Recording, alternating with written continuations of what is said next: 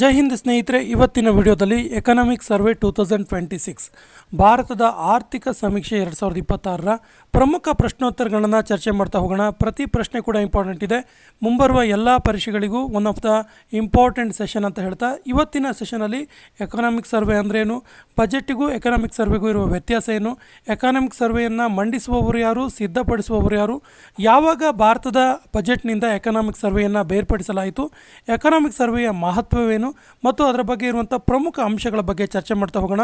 So ವಿಡಿಯೋವನ್ನು skip ಮಾಡದೆ ನೋಡಿ ಮತ್ತು ನಮ್ಮ ಚಾನಲ್ ಮೊದಲ ಬಾರಿಗೆ ನೋಡ್ತಾ ಇದ್ದರೆ ಸಬ್ಸ್ಕ್ರೈಬ್ ಮಾಡೋಕ್ಕೆ ಮರಿಬೇಡಿ ಅಂತ ಹೇಳ್ತಾ ಸೆಷನ್ ಸ್ಟಾರ್ಟ್ ಮಾಡ್ತಿದ್ದೀವಿ. ಮೊದಲ ಪ್ರಶ್ನೆ ಇರ್ತಿದೆ, ಎಕನಾಮಿಕ್ ಸರ್ವೆ 2025-26 ಪ್ರಕಾರ 2026ನೇ ಸಾಲಿನ ಅಂದಾಜಿಸಲಾದ ವಾಸ್ತವಿಕ GDP ವೃದ್ಧಿ ದರ ಎಷ್ಟು? ವಾಸ್ತವಿಕ GDP ವೃದ್ಧಿ ದರ ಎಷ್ಟು? ಸರಿಯಾದ ಉತ್ತರ ಆಪ್ಷನ್ ಡಿ 7.4%. ಇದು ವಾಸ್ತವಿಕ GDP ವೃದ್ಧಿ ದರ ಎಷ್ಟು? 7.4%. ಸ್ನೇಹಿತರೆ, ಎಕನಾಮಿಕ್ ಸರ್ವೆ ಅಂದರೆ ಏನಂತೇಳಿ ಒಂದು ಶಾರ್ಟ್ ಆಗಿ ನೋಡ್ಕೊಂಡು ಹೋಗೋಣ. Economic survey, what is economic survey? ಆರ್ಥಿಕ ಸಮೀಕ್ಷೆ ಅಂದರೆ ಏನು ನೋಡಿ. ಎಕನಾಮಿಕ್ ಸರ್ವೆ ಅಂದರೆ ವಾರ್ಷಿಕ ದಸ್ತಾವೇಜು. ವಾರ್ಷಿಕ ದಸ್ತಾವೇಜು ಏನಿದು ವಾರ್ಷಿಕ ದಸ್ತಾವೇಜು ಅಂತ ಕೇಳಿದ್ರೆ, ಹಿಂದಿನ ವರ್ಷದ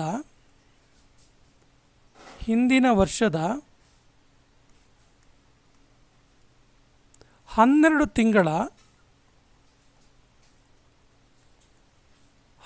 ತಿಂಗಳ ಅರ್ಥವ್ಯವಸ್ಥೆಯ ಪ್ರದರ್ಶನ. ಅರ್ಥವ್ಯವಸ್ಥೆಯ ಒಂದು ಪ್ರದರ್ಶನ ಇದು ಎಕನಾಮಿಕ್ ಸರ್ವೆ ಅಂದರೆ. ನೋಡಿ, ಎಕನಾಮಿಕ್ ಸರ್ವೆಗೂ ಬಜೆಟಿಗೂ ಕ್ಲಿಯರಾಗಿ ಡಿಫ್ರೆನ್ಸ್ ಇದೆ. ಬಜೆಟ್ ಏನು ಮಾಡುತ್ತೆ? ಬಜೆಟ್ ಮುಂದಿನ ವರ್ಷದ ಅರ್ಥವ್ಯವಸ್ಥೆಯ ಆಯವ್ಯಯ, ಒಂದು ಅಂದಾಜು ಆಯವ್ಯಯ ಪಟ್ಟಿಯನ್ನು ಮಂಡಿಸೋದು ಬಜೆಟ್. ಬಟ್ ಹಿಂದಿನ ವರ್ಷದ ಸಂಪೂರ್ಣ ಅರ್ಥವ್ಯವಸ್ಥೆಯ ಒಂದು ಪ್ರೆಸೆಂಟೇಷನ್ ಮಾಡುವಂಥದ್ದು ಎಕನಾಮಿಕ್ ಸರ್ವೆ. ಈ ಒಂದು ಡಿಫ್ರೆನ್ಸ್ ಗೊತ್ತಿರಬೇಕಾಗತ್ತೆ. ಸೊ ಮುಂದಿನ ಪ್ರಶ್ನೆಗೆ ಹೋಗೋಣ. ಎಕನಾಮಿಕ್ ಸರ್ವೆ 2025-26ರ ಪ್ರಕಾರ 2027ನೇ ಸಾಲಿನ GDP ಬೆಳವಣಿಗೆಯ ದರ ಎಷ್ಟು? ಇದು ಅಂದಾಜಿಸಲಾದ GDP. ಅಂದಾಜಿಸಲಾದ GDP 2027ಗೆ ಎಷ್ಟಿರುತ್ತೆ ಅಂತೇಳಿ. GDP ಅಂದರೆ ಗ್ರಾಸ್ ಡೊಮೆಸ್ಟಿಕ್ ಪ್ರಾಡಕ್ಟ್ಸ್ ಅಂತೇಳಿ. ಸೊ ಈ ಒಂದು ಅಂದಾಜಿಸಲಾದ 2027ಕ್ಕೆ ಅಂದಾಜಿಸಲಾದ GDP ಬೆಳವಣಿಗೆಯ ದರ ಎಷ್ಟು ಕೇಳಿದ್ರೆ 6.8 to 7.2%. 6.8ರಿಂದ 7.2% ಅಷ್ಟು ಬೆಳವಣಿಗೆ ದರವನ್ನು ಅಂದಾಜಿಸಲಾಗಿದೆ. ಕಳೆದ ಸಾಲಿನಲ್ಲಿ 2025ರ ಎಕನಾಮಿಕ್ ಸರ್ವೆಯಲ್ಲಿ ಎಷ್ಟಿತ್ತು ಕೇಳಿದ್ರೆ, ಇದು 2026ಕ್ಕೆ ಎಷ್ಟು ಅಂದಾಜಿಸಲಾಗಿತ್ತು ಕೇಳಿದ್ರೆ 6.3ರಿಂದ 6.8% ಅಷ್ಟು GDP ಬೆಳವಣಿಗೆಯ ದರವನ್ನು ಅಂದಾಜಿಸಲಾಗಿತ್ತು. ಈಗ 27ನೇ ಸಾಲಿಗೆ ಈ ವರ್ಷ ನಾವು ಎಷ್ಟು ಅಂದಾಜಿಸಿದ್ದೀವಿ ಕೇಳಿದ್ರೆ 6.8% to 7.2%. ಎಕನಾಮಿಕ್ ಸರ್ವೆ 2025-26ರ ಪ್ರಕಾರ ಪ್ರಧಾನಮಂತ್ರಿ ಜನಧನ ಯೋಜನೆಯ ಮೂಲಕ ಎಷ್ಟು ಕೋಟಿ ಖಾತೆಗಳನ್ನು ತೆರೆಯಲಾಗಿದೆ? ಅಕೌಂಟ್ಸ್, ಜನ್ಧನ್ ಅಕೌಂಟನ್ನು ದೇಶದಲ್ಲಿ ಎಷ್ಟು ತೆರೆಯಲಾಗಿದೆ ಅಂತೇಳಿ. ಸರಿಯಾದ ಉತ್ತರ 55.02 ಕೋಟಿ. ಪ್ರಪಂಚದ ಎಷ್ಟೋ ದೇಶಗಳಲ್ಲಿ ಇಷ್ಟು ಪಾಪ್ಯುಲೇಷನ್ನೇ ಇರೋದಿಲ್ಲ. ಸೊ ಅಷ್ಟು ದೊಡ್ಡ ಪ್ರಮಾಣದಲ್ಲಿ ನಾವು ಜನ್ಧನ್ ಅಕೌಂಟನ್ನು ಭಾರತದಲ್ಲಿ ತೆರೆದಿದ್ದೀವಿ. ಎಕನಾಮಿಕ್ ಸರ್ವೆ 2025-26ರ ಪ್ರಕಾರ ಪ್ರಧಾನಮಂತ್ರಿ ಜನ್ಧನ್ ಯೋಜನೆಯ ಮೂಲಕ ಎಷ್ಟು ಕೋಟಿ ಖಾತೆಗಳನ್ನು ಗ್ರಾಮೀಣ ಪ್ರದೇಶಗಳಲ್ಲಿ, ಗ್ರಾಮೀಣ ಅಂದರೆ ಇಲ್ಲಿ ರೂರಲ್ ಆ್ಯಂಡ್ ಸೆಮಿ ಅರ್ಬನ್ ಅಂತ ಸೇರಿಕೊಳ್ಳುತ್ತೆ. ರೂರಲ್ ಆ್ಯಂಡ್ ಸೆಮಿ ಅರ್ಬನ್ ಏರಿಯಾಗಳಲ್ಲಿ ಎಷ್ಟು ಕೋಟಿ ಖಾತೆಗಳನ್ನು, ಅಕೌಂಟ್ಸನ್ನು ತೆರೆಯಲಾಗಿದೆ ಅಂತೇಳಿ. ಸೊ ಇದೊಂದು ಕ್ರಾಂತಿ. ಇದು ಸರಿಯಾದ ಉತ್ತರ 36.63 ಕೋಟಿ. 36.63 ಕೋಟಿ ಖಾತೆಗಳನ್ನು, ಅಕೌಂಟ್ಗಳನ್ನು ರೂರಲ್ ಮತ್ತು ಸೆಮಿ ಅರ್ಬನ್ ಏರಿಯಾದಲ್ಲಿ ತೆರೆಯಲಾಗಿದೆ. ಎಕನಾಮಿಕ್ ಸರ್ವೆಯು ಜನಧನ ಯೋಜನೆಯನ್ನು ಈ ಕೆಳಗಿಂತ ವ್ಯಾಖ್ಯಾನಿಸಿದೆ. ಎಕನಾಮಿಕ್ ಸರ್ವೆ 2026 ಜನ್ಧನ್ ಅಕೌಂಟನ್ನು, ಜನಧನ್ ಯೋಜನೆಯನ್ನು, ಪ್ರಧಾನಮಂತ್ರಿ ಜನಧನ್ ಯೋಜನೆ ಇದನ್ನು ಏನಂತ ವ್ಯಾಖ್ಯಾನಿಸಿದೆ? ಸರಿಯಾದ ಉತ್ತರ ಇದನ್ನು ಬ್ಯಾಂಕಿಂಗ್ ಕ್ರಾಂತಿ ಅಂತೇಳಿ ವ್ಯಾಖ್ಯಾನಿಸಿದೆ. ಬ್ಯಾಂಕಿಂಗ್ ರೆವಲ್ಯೂಷನ್ ಇಂಪಾರ್ಟೆಂಟ್ ಇದೆ, ನೋಟ್ ಮಾಡ್ಕೊಳ್ಳಿ. ಎಕನಾಮಿಕ್ ಸರ್ವೆ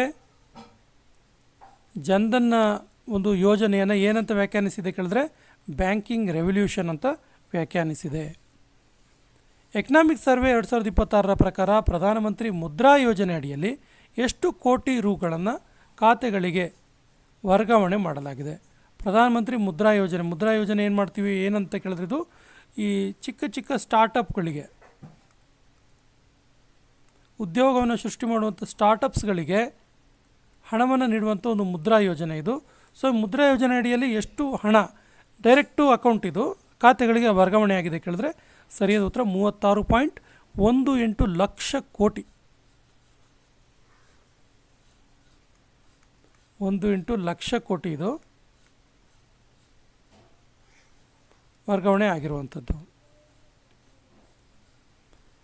ಎಕನಾಮಿಕ್ ಸರ್ವೆ 2026 ಪ್ರಕಾರ ಶೇಕಡ ಎಷ್ಟರಷ್ಟು ಭಾರತೀಯ ರೈಲ್ವೆಯ ವಿದ್ಯುತ್ ಪೂರೈಕೆ, ಎಲೆಕ್ಟ್ರಿಸಿಟಿ ಭಾರತೀಯ ರೈಲ್ವೆಗೆ ಒದಗಿಸಲಾಗಿದೆ ಕೇಳಿದ್ದಾರೆ? ಸರಿಯಾದ ಉತ್ತರ 99.1%. 99.1% ಅಷ್ಟು. ಎಕನಾಮಿಕ್ ಸರ್ವೆ 2026 ಪ್ರಕಾರ ಭಾರತದಲ್ಲಿ ಒಟ್ಟು ಎಷ್ಟು ವಿಮಾನ ನಿಲ್ದಾಣಗಳಿವೆ? ವಿಮಾನ ನಿಲ್ದಾಣಗಳಂದರೆ ಇಲ್ಲಿ ಆಪರೇಟಿಂಗ್ ಏರ್ಪೋರ್ಟ್ಸ್ ಅಂತೇಳಿ, ಆಪರೇಷನಲ್ ಏರ್ಪೋರ್ಟ್ಸ್ ಅಂದರೆ ಚಾಲ್ತಿಯಲ್ಲಿರುವಂತಹ ವಿಮಾನ ನಿಲ್ದಾಣಗಳ ಸಂಖ್ಯೆ ಎಷ್ಟು? ಸರಿಯಾದ ಉತ್ತರ ಭಾರತದಲ್ಲಿ ಒಟ್ಟು ಎಷ್ಟು ಇದೆ ಕೇಳಿದ್ರೆ 164 ಏರ್ಪೋರ್ಟ್ಸ್ ಇದೆ.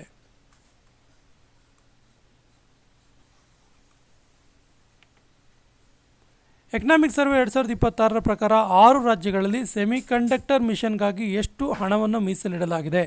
ಸರಿಯಾದ ಉತ್ತರ 1.60 ಲಕ್ಷ ಕೋಟಿ ಹಣವನ್ನು ಸೆಮಿಕಂಡಕ್ಟರ್ಸ್ಗಾಗಿ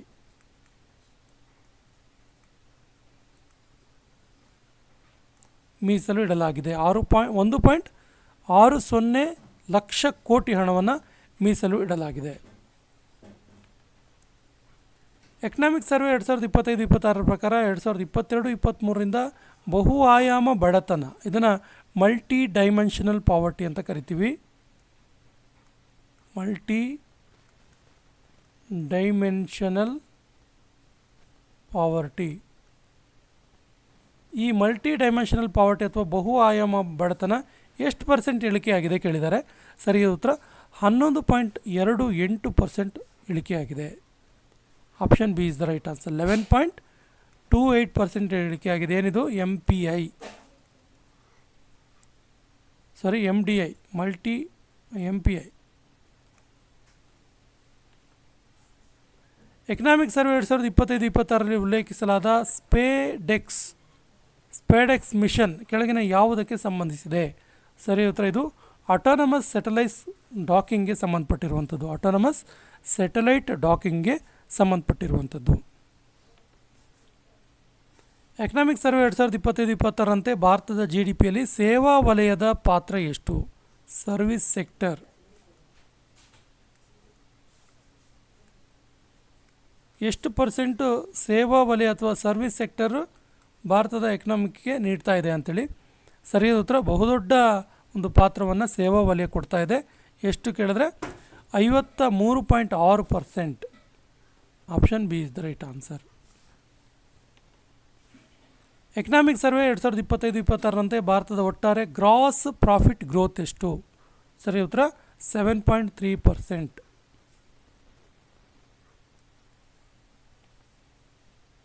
ಎಕನಾಮಿಕ್ ಸರ್ವೆ 2025-26ರಂತೆ ಡಿಸೆಂಬರ್ 2025ರವರೆಗೆ ಸಂಗ್ರಹಿಸಲಾದ GST ಮೊತ್ತ ಎಷ್ಟು? GST ಅಂದರೆ goods and service tax. Goods and service tax ಈ ಮೊತ್ತ ಎಷ್ಟು? ಸರಿಯಾದ ಉತ್ತರ 17.4 lakh crore. Option C is the right answer. 17.4 lakh crore. U dies plus 2024-25 ಪ್ರಕಾರ ಭಾರತದಲ್ಲಿ ವ್ಯಾಸಂಗ ಮಾಡ್ತಾ ಇರುವಂಥ ಒಟ್ಟು ಮಕ್ಕಳ ಸಂಖ್ಯೆ ಎಷ್ಟು? ಸರಿಯಾದ ಉತ್ತರ 24.69 ಕೋಟಿ. Option B is the right answer. ಭಾರತದಲ್ಲಿ ಎಕನಾಮಿಕ್ ಸರ್ವೆ ಮಂಡಿಸುವವರು ಯಾರು? ಸರಿಯಾದ ಉತ್ತರ ಯೂನಿಯನ್ ಮಿನಿಸ್ಟರ್. ಕೇಂದ್ರೀಯ ಹಣಕಾಸು ಮಂತ್ರಿ ಇದನ್ನು ಮಂಡಿಸ್ತಾರೆ. ಇದನ್ನು ಯಾರು ಮಂಡಿಸಿದ್ರು ಕೇಳಿದ್ರೆ ನಿರ್ಮಲಾ ಸೀತಾರಾಮನ್. ಯೂನಿಯನ್ ಭಾರತದ ಹಣಕಾಸು ವಿತ್ತ ಮಂತ್ರಿ ನಿರ್ಮಲಾ ಸೀತಾರಾಮನ್ ಇದನ್ನು ಮಂಡಿಸಿದರು.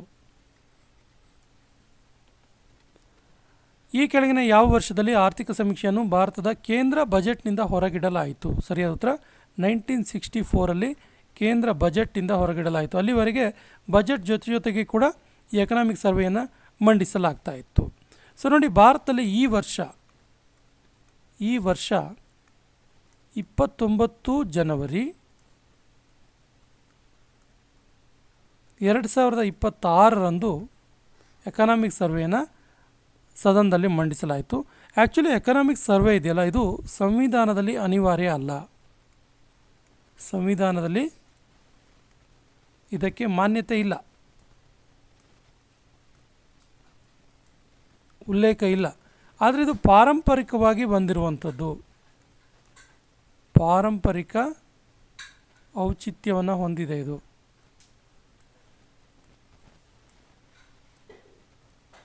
ಪಾರಂಪರಿಕ ಔಚಿತ್ಯವನ್ನು ಹೊಂದಿರುವಂಥದ್ದು. ಸಾಮಾನ್ಯವಾಗಿ ಕೇಂದ್ರ ಬಜೆಟ್ನ ಎಷ್ಟು ದಿನದ ಮೊದಲು ಆರ್ಥಿಕ ಸಮೀಕ್ಷೆಯನ್ನು ಪ್ರಕಟಿಸಲಾಗುತ್ತೆ? ಸರಿಯಾದ ಉತ್ತರ 1 ದಿನ ಮೊದಲು. Option A is the right answer. ಭಾರತದಲ್ಲಿ ಆರ್ಥಿಕ ಸಮೀಕ್ಷೆಯು ಈ ಕೆಳಗಿನ ಯಾರ ಮಾರ್ಗದರ್ಶನದಲ್ಲಿ ನಡೆಯುತ್ತೆ? ಸರಿಯಾದ ಉತ್ತರ ಚೀಫ್ ಎಕನಾಮಿಕ್ ಅಡ್ವೈಸರ್, ಭಾರತದ ಮುಖ್ಯ ಆರ್ಥಿಕ ಸಲಹೆಗಾರರ ನೇತೃತ್ವದಲ್ಲಿ ಮಾರ್ಗದರ್ಶನದಲ್ಲಿ ಎಕನಾಮಿಕ್ ಸರ್ವೆ ನಡೆಯುತ್ತೆ. ಹಾಗಾದರೆ ಪ್ರಸ್ತುತ ಭಾರತದ ಮುಖ್ಯ ಆರ್ಥಿಕ ಸಲಹೆಗಾರರು ಯಾರು ಕೇಳಿದ್ರೆ ಅನಂತ ನಾಗೇಶ್ವರನ್.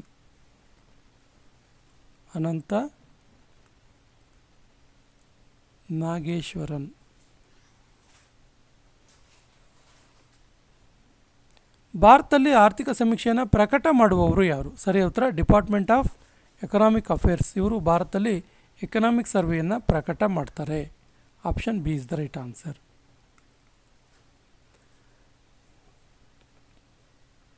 ಭಾರತದಲ್ಲಿ ಮೊದಲ ಬಾರಿಗೆ ಆರ್ಥಿಕ ಸಮೀಕ್ಷೆ ಪ್ರಕಟಿಸಿದ ವರ್ಷ ಯಾವುದು? ಸರಿಯಾದ ಉತ್ತರ 1950-51 ಫಸ್ಟ್ ಟೈಮ್ ಭಾರತದಲ್ಲಿ ಎಕನಾಮಿಕ್ ಸರ್ವೆಯನ್ನು ಮಂಡಿಸಲಾಯಿತು. ಆಗ ಭಾರತದ ಕೇಂದ್ರ ವಿತ್ತ ಮಂತ್ರಿ ಯಾರಾಗಿದ್ದರು ಕೇಳಿದ್ರೆ ಡಾಕ್ಟರ್ ಜಾನ್ ಮತಾಯಿ.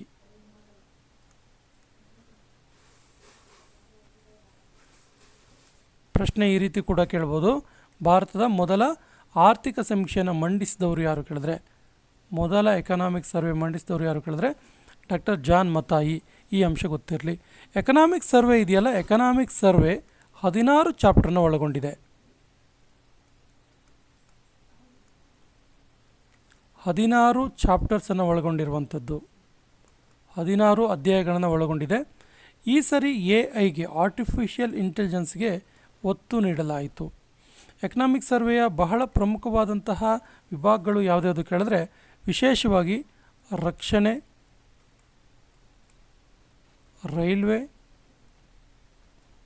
ಮತ್ತು ಟ್ರಾನ್ಸ್ಪೋರ್ಟಿಂಗ್, ಸಾರಿಗೆ, ಇದಕ್ಕೆ ಹೆಚ್ಚು ಒತ್ತನ್ನು ನೀಡಲಾಗುತ್ತೆ. ಸ್ನೇಹಿತರೆ, ಇದು 2026 ಎಕನಾಮಿಕ್ ಸರ್ವೆಯ ಪ್ರಮುಖ ಅಂಶಗಳು. ಮುಂದಿನ ವಿಡಿಯೋದಲ್ಲಿ ಇನ್ನಷ್ಟು ಬೇರೆ ಬೇರೆ ಮಾಹಿತಿಗಳನ್ನು ಒಳಗೊಂಡ ವಿಡಿಯೋಗಳನ್ನು ನೀಡ್ತೀವಿ. ನಮ್ಮ ಹಿಂದಿನ ವಿಡಿಯೋಗಳ ಲಿಂಕನ್ನು ಡಿಸ್ಕ್ರಿಪ್ಷನ್ ಬಾಕ್ಸಲ್ಲಿ ಹಾಕಿರ್ತೀವಿ. ನಮ್ಮ ಹಿಂದಿನ ವಿಡಿಯೋಗಳನ್ನು ನೋಡಿ ಮತ್ತು ನಮ್ಮ ಚಾನಲ್ ಮೊದಲ ಬಾರಿಗೆ ನೋಡ್ತಾ ಇದ್ದರೆ ಸಬ್ಸ್ಕ್ರೈಬ್ ಮಾಡೋಕ್ಕೆ ಮರಿಬೇಡಿ ಅಂತ ಹೇಳ್ತಾ ಇವತ್ತಿನ ಸೆಷನ್ ಕಂಪ್ಲೀಟ್ ಮಾಡ್ತಾ ಇದ್ದೀವಿ. ಜೈ ಹಿಂದ್.